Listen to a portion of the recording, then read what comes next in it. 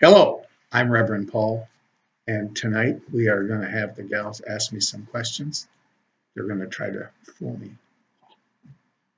Go ahead. Why do people have so much fear in their lives, and sometimes they're not even aware that their decisions are based on the fear that's within them? Um, take Kirby, right? Why does Kirby trust you? Why does Kirby love you? Because I've loved him since we got him. Yeah. Now, have you ever hurt him? Not really. Do you ever hit him? I slapped him on the butt. Have you withheld food or anything from him? No. So it's a process, right? Time. And as we build our faith and trust, we can give that to strangers. Like for instance, if you see something and you're at a mall, you could tell a security guard, you don't know them, but you have trust that that uniform represents good protection. You have faith in that. Well, and the opposite is true. If you live in a situation with your parents or your husband or your wives or whatever, and that's being broken, then you lose your faith and trust. It's not growing, it's diminishing. So then pretty soon you don't trust this one, you don't trust that one, and then you don't trust anybody.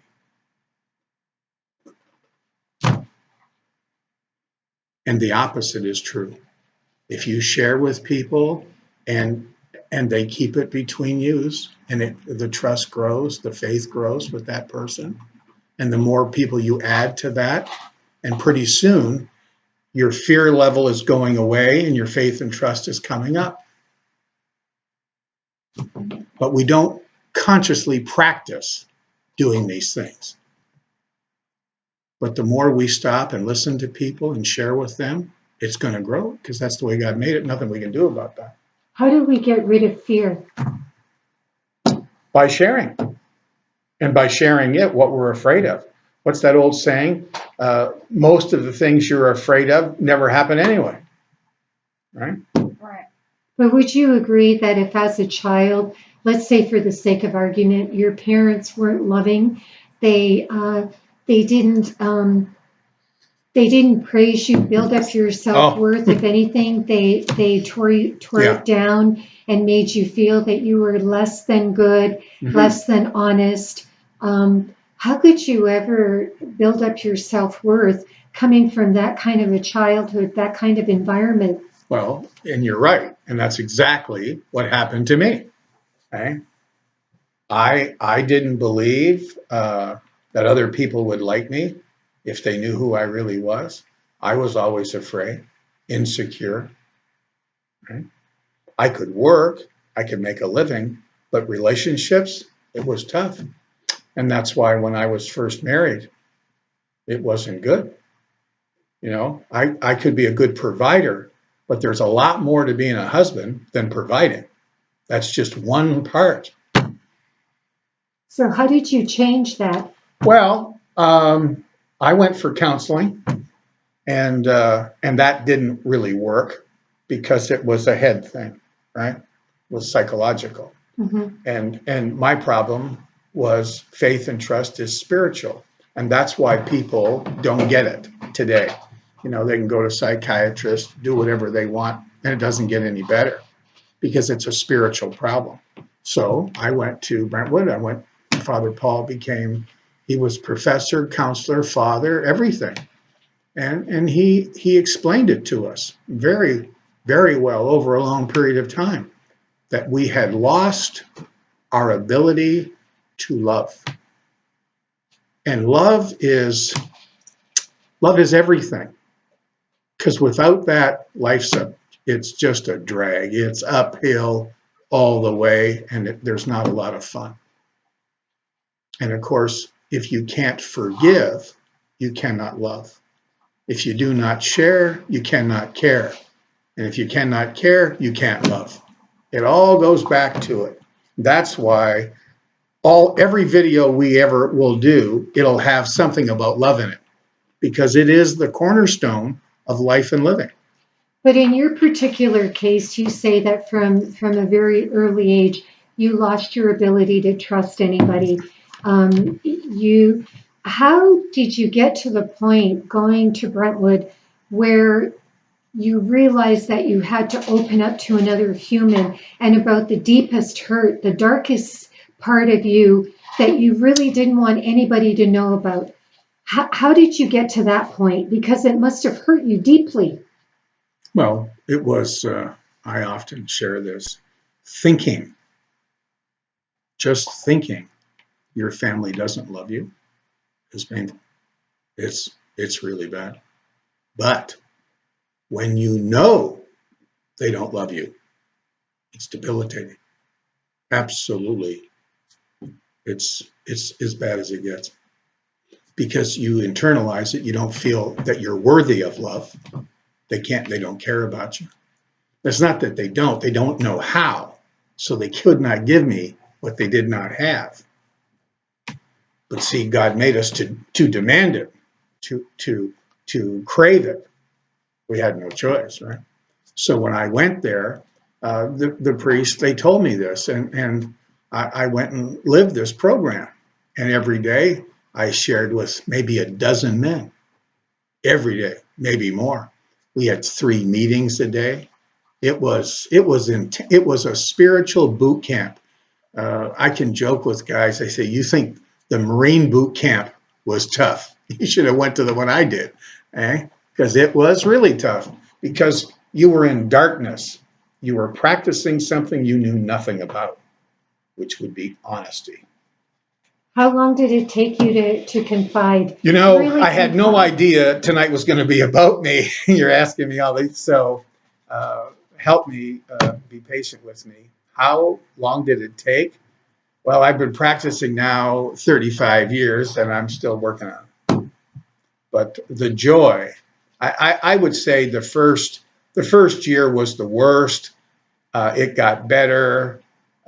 Father Bob used to say, you know, once you've been here a year, it starts to work for you. And when you're here 3 years, and when I was there 3 years, he said, when you're here 5 years. And when I was there 5 years, he said, you know, when you're here 7 years. And I thought, they're just conning me. This is never going to get any better. And now I'm headed for 40 years and caring for others is the best thing I've ever done. Why? Being a minister in nursing homes in Naples, Florida here for 10 years, best thing I ever did. And I never took money. For 10 years I did that 4 days a week for free. But it was the most rewarding, the most caring, the most peace, the most joy and peace and happiness I ever had. What was your question? Did you say why? Well, it's because like what they taught us. In the sharing comes the caring. And in the caring comes the love. That's why marriages don't make it, because they can't share. They don't know how. They're afraid. So when married couples come to me, I don't have to ask them what's wrong. I mean, they can tell me it's the money, it's the sex, whatever.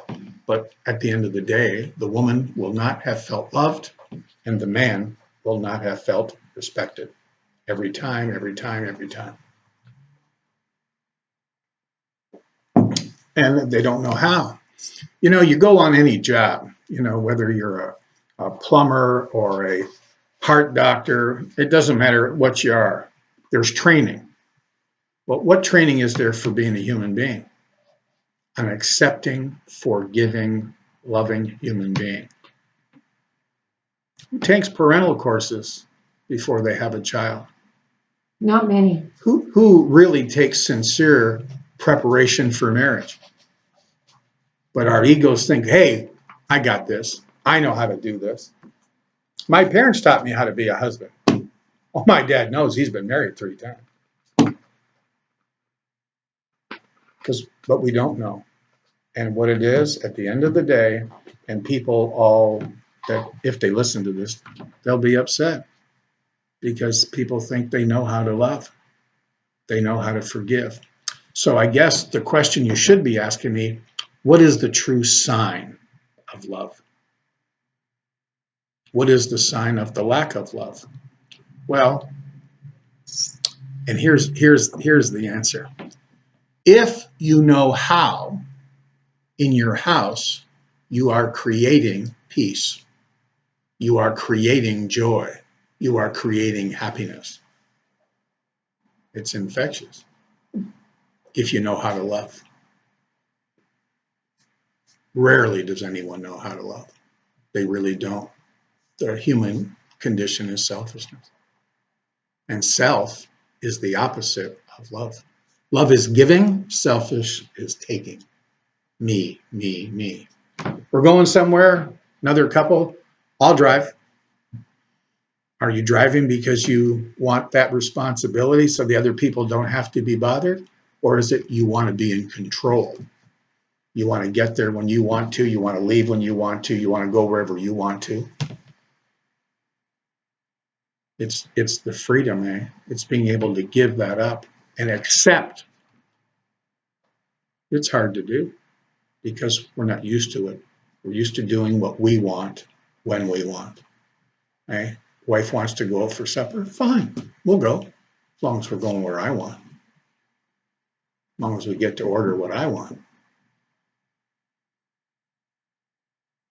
You know the answer to that. You say, where do you want to go? Doesn't matter. Because all I care about is that I get to go with you. Because that's what's important. That's what the love is. I get to go with you. Where we go is not important. What we order is not important. All that's important is you get to go with the person you care about.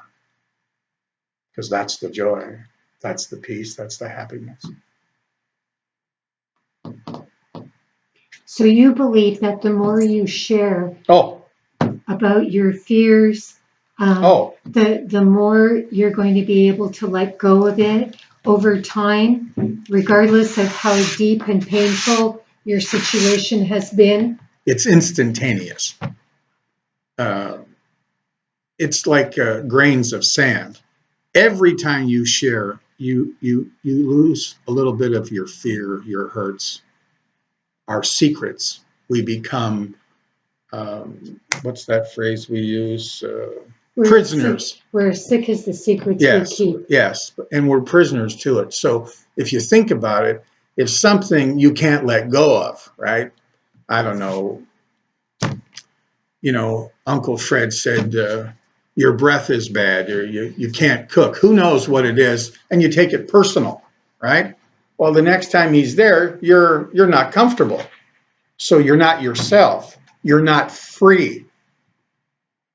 Well, the more things hurt you and the more they piled up and you don't let them go, less and less freedom do you have. And losing freedom, you're being dishonest to yourself because you're not sharing it, right? So you're holding back and holding it, and everything gets worse. Nothing gets better. Remember what we talked about last week, right? So that person isn't open to you. Okay, nothing you can do about that, but you can be open to them. You don't have to like it. Like a lot of people say to me, look, I don't get along with my mother. I don't get along with my father. And they want me to go visit them. I said, well, go visit them for 20 minutes. And if they're really hard on you, leave after 20 minutes or 15, whatever it is you can take. But those people God put in your life, and we owe them respect. We owe everybody respect. And the more we give to them, the better we will feel, because that's honest. And if we don't do that, that's dishonest. We're holding back the love, which means we'll have less of it to give. But if you don't understand this, and that's why we got a 51% divorce rate, whether we're churched or not. And that should just blow everybody's mind, right? Because it's the selfishness.